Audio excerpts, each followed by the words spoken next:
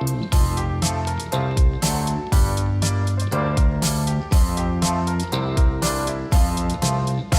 I read the Gazette to catch up on the news, some classified adverts I chanced to peruse when I saw a category called SteamPunk. I turned to it eagerly but left in a funk, for I quite enjoy the steampunk aesthetic, but what I beheld there was rather pathetic.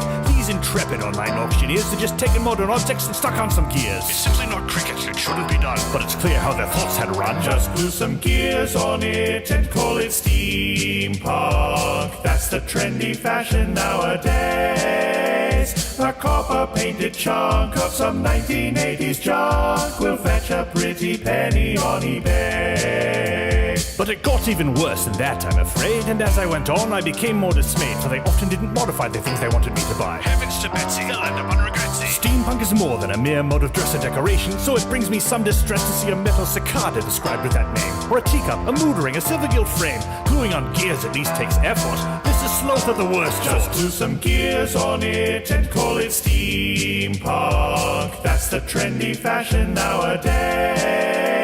A copper-painted chunk of some 1980s junk will fetch a pretty penny on eBay. Steampunk refers to a type of science fiction about alternate pasts, not future prediction, often set in Victorian Britain, but the history of technology has been rewritten. So put a bit of thought into your designs. Use leather and brass, 19th century lines. Retrofuturistic is a good explanation. Blend antique reality with imagination. But calling things steampunk to try to sound cool makes you look like a bloody fool. Just glue some gears on it and call it steampunk. That's the trendy fashion nowadays. A copper-painted chunk of some 1980s junk will fetch a pretty penny on eBay.